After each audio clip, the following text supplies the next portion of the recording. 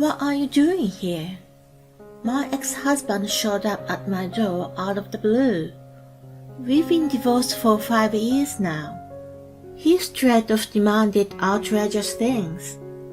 Come to my parents' funeral with me. We are going to rekindle our marriage, and I need you to be there. What the hell? What's he talking about? He keeps repeating the ridiculous statement. I gave him a dirty look and lashed out. You and I are strangers now. There's no way I'm going to attend the funeral of your parents, who are assholes just like you. My name is Patty, and I am a 28-year-old office worker. After graduating from university, I was working hard at the company where I started my career and climbed up the ladder. My work seemed to suit me very well, and I felt more alive when I was working. But then something happened that changed my life. It was the encounter with Andy, who later became my husband. I met him through work. He worked for a client company and carried a calm and gentle air that enveloped his surroundings. I was the type to work briskly, so it was refreshing to see him work at his own pace without constraint. And yet he was able to get the job done, so I was attracted to him more and more. As we worked together, we grew closer, and he eventually asked me out. He proposed to me after about a year of dating. I was so in love with him that I accepted without hesitation. Our families were elated, and we had a memorable wedding. Then we went on our honeymoon trip and began our life as newlyweds. We were both working, so we helped each other and shared the household chores. Andy had lived on his own since university and was able to manage cooking to some extent. I appreciated that he was capable of sharing the tasks with me. It allowed me to focus on my work, and I was grateful for having a considerate and dependable husband. Then I got pregnant. While I was very happy to have a child, I wanted to work a little longer. I planned to take a year-long leave to focus on my baby and then return to work. Andy agreed with my proposal. Then the baby was born. She was a healthy little girl. We named her Lydia. Andy was overjoyed, and his parents and I were also delighted to welcome her. After the birth, his parents frequently asked Andy and me when we would visit them again.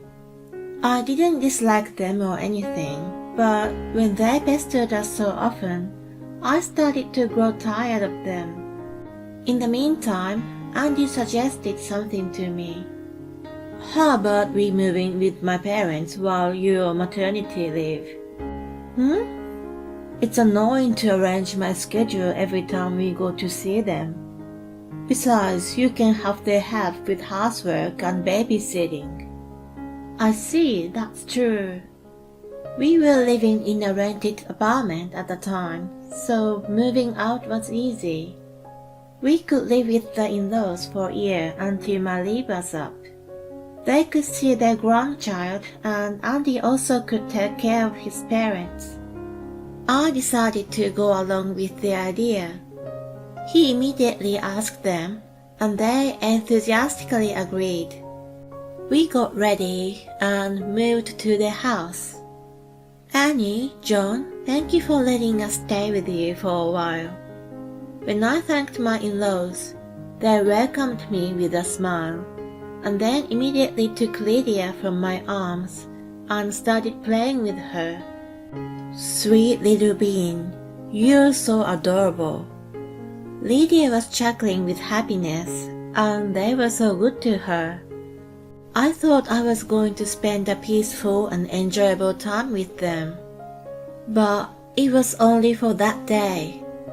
The next day, I was violently awakened by Annie. "Betty, how long are you going to stay in bed?" I hastily checked the time on my phone and saw that it was only 5:30 in the morning. What's wrong, Annie?" "What's wrong? You're staying with us for free. I oblige you to make breakfast for the whole family. You have to pack lunch for Andy and John too." I was in shock. I didn't expect to be told such a thing all of a sudden. Andy assured me before we moved in that his parents could help me with housework and childcare. Of course, as a housewife, I was going to do my share of chores properly. I never thought that the burden would be more than when we lived by ourselves. I was half asleep when I went to the kitchen. Lydia still cried badly at night, so it was 2 a.m. when I finally went to sleep. It was really hard for me to be up and running at 5:30 in the morning. I was moving very slowly. Annie wasn't concerned about my state and complained frantically. "Why are you so slow? You're taking too long. Move faster. Oh my God, you're clumsy. So annoying." I had never seen such a frightening expression in her face before, and what she was telling me was unreasonable.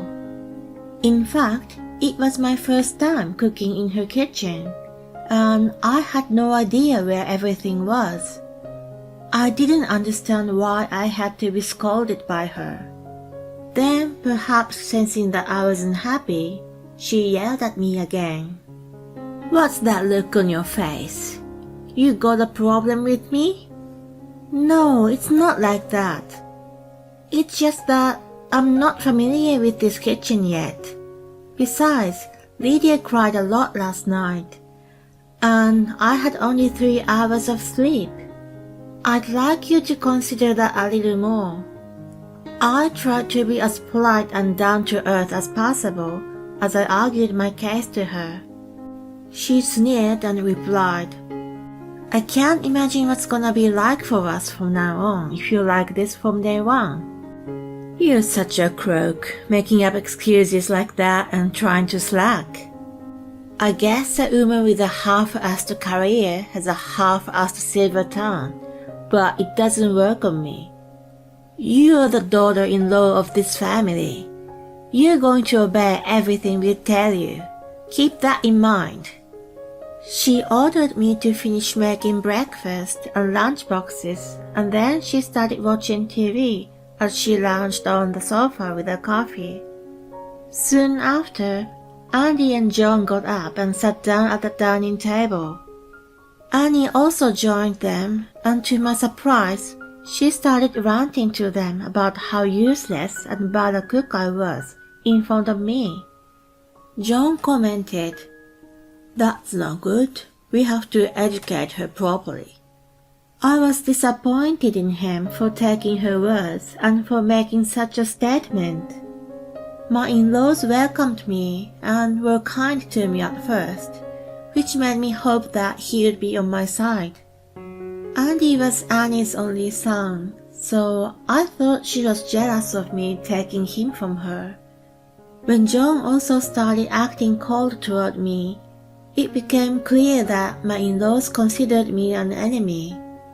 My daughter was still a newborn, and I was still in love with Andy, so I didn't think about divorcing him. Andy was on my side at that time, telling them Buddy was doing her chores well at home before. I thought if he protected me, I could get by. Besides, we were only living together for a limited time while I was on leave. If I just put up with them for a little while, there would be no problem. It turned out I was naive. Their bullying became even worse. "Patty, hurry up and go buy the snack I asked you for." "Hey, why haven't you cleaned the garden I asked you to?" "You're so useless." "You're incompetent." They were unreasonable and abusive at the same time. I looked to Andy for help. "Guys, don't be too hard on her." That was all he said, and went to lay on the sofa as if he had nothing to do with it anymore. I expected him to be sterner with them, but he avoided making eye contact with me. My in-laws weren't persuaded to change their attitude just because their son gave them a soft warning. They continued to treat me like a slave and insulted me every chance they had. It's a shame to think that Lydia has poor genes from you. I hope Andy's side comes out stronger. I wish you would just leave Lydia with us and move out. I couldn't stand their hostility anymore. What made them think it's okay to deny my personality? They were becoming out of control, so I consulted Andy. "Hon, can you do something about your parents? You need to persuade them to stop mistreating me." He frowned at me. "I've been doing everything I can, haven't I? You can take care of the rest yourself. I heard you've been skipping chores at home. A neighbor even told me that it must be tough to have a lazy wife." "Wait a minute, why would the neighbor say that?" "I don't know.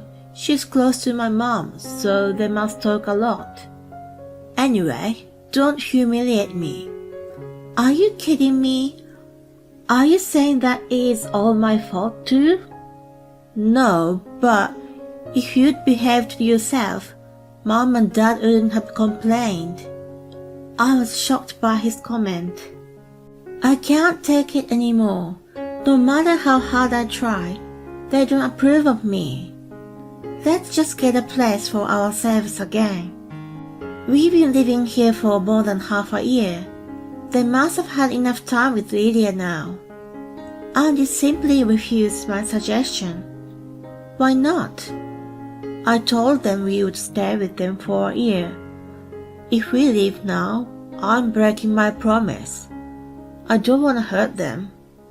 "Jesus, so will you promise me that we'll move out after a few more months?" "Sure, I promise." I decided to endure it as best as I could for the remainder of my stay. I managed to get through 5 more months of hell, and the promised 1 year was up. I immediately told Andy we were going to move out. I had even been sneaking out to view many apartments for the day. Since we could move easily, I showed him the information I got from the realtor. He scratched his head and announced something insane. "You know, my parents are saying that we should just live here forever." "Excuse me?" "So let's just stay here and not move out." "Are you crazy? You promised me, didn't you?" "We would move out after 1 year. I can't believe you would break your promise." When I accused him, he snapped back. "Shut up. I am your husband. You listen to what I tell you." I was stunned to see him suddenly turn red and yell at me. At the same time, my love for him instantly cooled down. "Fine, I get it. Then let's get a divorce." "What the hell? Divorce? Are you serious?" He shouted even louder. My in-laws heard him and rushed into our room. "What's going on here? You woke Lydia and she's crying now." "I heard you yelling. Don't tell me this thing is giving you trouble." Who was he referring to by this thing?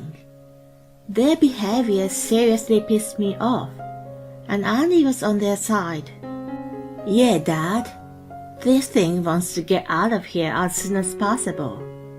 It's been talking about getting a divorce." When Andy explained, they became furious at me. "You're a piece of work. You really are a lousy woman. Get a divorce, Andy. She asked for it, so just get rid of her and let us take custody of Lydia. We'll be a happy family then." Andy seemed to be convinced by her. That makes sense. I haven't done anything wrong.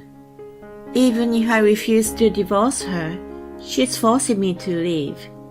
That's fine. I'll give it to you. Let's hurry up and file for it, he triumphantly declared. I got ready and went out. Then I brought the divorce papers back home. Oh, you're back. Who's that guy? Andy and his parents were puzzled looking at the man in a suit standing next to me. He's my attorney I've been consulting with for some time. I thought that maybe things would turn bad, so I've been preparing for it. When they heard the word attorney, they flinched. Why do you need him? Did you think I was gonna keep quiet and let you guys get away with it? I recorded all the insults that came from Annie and John with a voice recorder and wrote about them on my blog as evidence. I also kept a record and proof that I consulted you about it. I took all this to my attorney, and he assured me that I had a valid case against you all. So I'm divorcing you and taking Lydia with me. I'm also going to charge you alimony and child support for all the emotional pain and suffering you have caused me. They all turned pale listening to my declaration. They never expected me to be prepared for this. Andy seemed to understand that he was being pushed to the edge of a cliff. Wait, honey. All right, I'm sorry. Let's leave this house and live happily with only the three of us. I'll do as you say. He abruptly changed his attitude, but it was already too late. You and your parents are the three of you now. You three lousy adults can live happily together. If I keep Lydia here any longer, she will be influenced by you guys. I refuse to be with in-laws who enjoy bullying and a son who encourages it. I want you to sign the divorce papers now. He was agitated by my firm stand, but when my attorney mentioned that it'll go to court if he refused, he reluctantly signed them. I was able to get custody of Lydia and get away from Andy and my in-laws at the same time. Andy was to pay alimony and child support, but my revenge did not end there. The evidence I collected was sent to nosy neighbors and Andy's boss. As a result, the unbelievable behaviors of my ex-in-laws spread throughout the community in no time. They were shunned by the neighbors, and Andy was scorned by his co-workers. He worked hard while feeling ashamed to pay alimony and child support.